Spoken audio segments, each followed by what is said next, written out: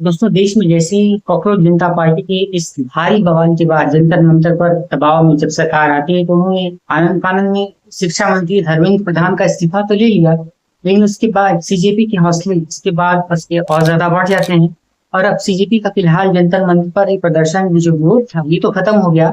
लेकिन इसी बीच social media platform Instagram पर एक और आंदोलन ने बहुत तेजी से राह पकड़ी।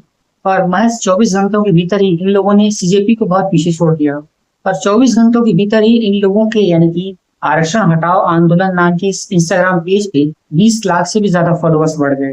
और इस तरीके से जब एक आंदोलन बहुत तेजी से ट्रेंड पकड़ने लगता है, बड़े बड़े लोग, सोशल मीडिया इन्फ्लुएंसर्स, तमाम राजनीतिक पार्टियां और कई सारे लोगों के बीच में एक वायरल मुद्दा चर्चा का विषय बना हुआ है। तो इस समय हम बात कर रहे हैं आरक्षण हटाओ आंदोलन। लेकिन उससे पहले आप सभी हमारे देश के गृह मंत्री श्री अमित शाह जी का वो भाषण और वो बयान सुन लीजिए, जिसमें उन्होंने रिजर्वेशन के संबंध में बहुत बड़ी बात बोली है।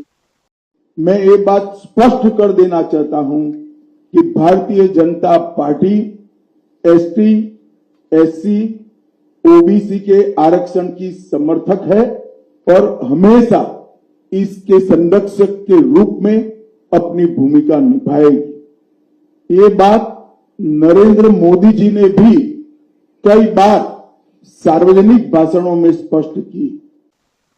तो दर्शकों, आप सभी ने देखा कि कैसे गृह मंत्री अमित शाह जी ने रिजर्वेशन के मौके पर ये कहा है कि रिजर्वेशन के प्रधानमंत्री नरेंद्र मोदी भी प्रतिबद्ध हैं और इसके साथ साथ वो भी हमारे साथ बीजेपी की सरकार के साथ काम कर रहे हैं। और एससी एसटी का रिजर्वेशन और जो इस तरीके से दलित लोग हैं उनका रिजर्वेशन कहीं से भी कम नहीं होगा, कहीं से भी कटेगा नहीं और रिजर्वेशन खत्म नहीं होगा। लेकिन उसी बीच ये जो रिजर्वेशन को हटाने के लिए बहुत बड़ा आंदोलन 20 लाख से भी ज्यादा लोगों को क्रॉस कर चुका है और अब एक बड़े आंदोलन की तरफ बढ़ रहा है। देखना यह है कि क्या ये जंतर मंतर पर आगे चलकर एक बड़े प्रोटेस्ट का रूप लेता है, जैसे कि सीजेपी पार्टी अपने एक आंदोलन की मदद से एक सोशल मीडिया पेज को बनाकर एक बहुत बड़ा यूथ इकट्ठा करती है। और इस यूथ ने अपने लगातार दबाव के बाद, जंतर मंतर पर लगातार विरोध प्रदर्शन के बाद सरकार बैकफुट पर आती है। उन्होंने केंद्रीय शिक्षा मंत्री धर्मेंद्र प्रधान का इस्तीफा मंजूर करवा दिया और उनको इस्तीफा देना पड़ा। इसके साथ साथ जो नए शिक्षा मंत्री बने वो प्रहलाद जोशी बने और उन्होंने आगे इस मामले पर अपनी कार्रवाई को शुरू कर दिया है। और देखना यह है कि आगे इस पर क्या एक्शन होता है। लेकिन अब सबसे बड़ा सवाल तो ये उठ गया है कि रिजर्वेशन जैसे एक संवेदनशील मुद्दे पर, एक संवेदनशील मसले पर जो एक नई पार्टी बनी है, एक नई आंदोलन बनी है, ये क्या राह पकड़ती है? क्या इसका आंदोलन बनता है या फिर टूट जाता है? क्या ये लोग भी आगे चलकर विद्रोह और विरोध के प्रदर्शन को करते हैं और सरकार से मांग रखते हैं कि रिजर्वेशन हटना चाहिए? सरकार ने रिजर्वेशन के लिए कई सारी गाइडलाइंस फॉलो की हैं, कई सारी चीजों को इसमें शामिल किया है। लेकिन अब रिजर्वेशन हटाओ आंदोलन का एक मेन मोटो, एक मेन मकसद यही है कि वो सरकार से ये कहना चाहते हैं कि रिजर्वेशन खत्म होना चाहिए।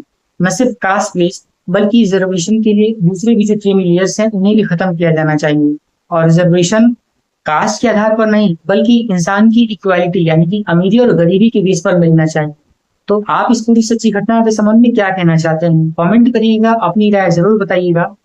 और आपसे ये भी बता दूं कि फिलहाल इस तरीके से जो रिजर्वेशन हटाओ आंदोलन का ये पेज बढ़ रहा है, लगातार फॉलोअर्स गेन करता जा रहा है, कि कहीं ना कहीं अब सरकार के माथे पर बल ला रहा है। और वहीं सीजेपी अब इससे बहुत पीछे छूट चुकी है। कॉकरोच जनता पार्टी के इतने दिन में भी इतने समर्थक नहीं बन पाए थे जितने की रिजर्वेशन हटाओ आंदोलन में महज 24 घंटों के भीतर ही हासिल कर लिए हैं। बहुत तेजी से इनका सपोर्ट हो रहा है और बहुत तेजी से इनके विषय में चर्चा भी चल रही है। तो मैंने सोचा कि आप सभी के साथ इस मुद्दे को जरूर शेयर करना चाहिए। आप भी इस मुद्दे पर अपनी राय और अपने विचार जरूर बताइएगा कि क्या रिजर्वेशन खत्म करना चाहिए, क्या कास्ट बेस्ड रिजर्वेशन या फिर आर्थिक स्थिति के आधार पर रिजर्वेशन होना चाहिए, या फिर रिजर्वेशन की जैसी स्थिति है वैसे ही रहनी चाहिए, या फिर देश से हर तरीके का रिजर्वेशन खत्म होना चाहिए। आपकी राय का हम बेसब्री से इंतजार करेंगे। वीडियो को यहाँ तक देखने के लिए आप सभी का बहुत बहुत धन्यवाद। अगर आपने वीडियो यहाँ तक देखी है तो इसे लाइक करिएगा, चैनल सच्ची घटना को सब्सक्राइब कर बेल आइकन को ऑन पर सेट कर लीजिएगा, ताकि आप भी देश दुनिया और जुनून की ताजा तरीन वारदातों से समय समय पर अपडेटेड रहें, रूबरू रहें और आपको इस तरीके की करंट वीडियोस जो हैं वो समय समय पर मिलती है। अपनी राय कमेंट बॉक्स में देना ना भूलें। अगली वीडियो में आपसे फिर मिलते हैं। तब तक के लिए आप सभी का बहुत बहुत धन्यवाद।